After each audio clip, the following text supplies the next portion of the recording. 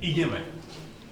No, takže som veľmi rada a vítam vlastne všetkých, ktorí prišli do nášho mesta prezentovať tento druh umenia a kultúru. Sú to ľudia, ktorí majú určitý handicap, ale keď pozeráme na tie ich krásne výtvory, na to výtvarné umenie a vôbec to umenie, ktoré priniesli, tak môžeme len závidieť ich kreativite a ich vlastne iného videnia sveta, dá sa povedať.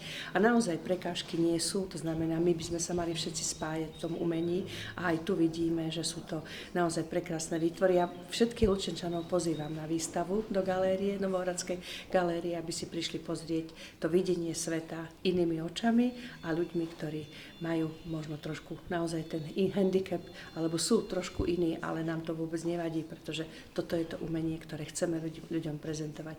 Prajem im všetkým, aby sa im výstavy takýmto spôsobom darili, aby v každom meste priniesli takéto krásne rozžiarené svetlo do priestorov, ktoré naozaj znamenajú umenie a znamenajú vlastne tú galeristiku, ktorú prinášame aj my.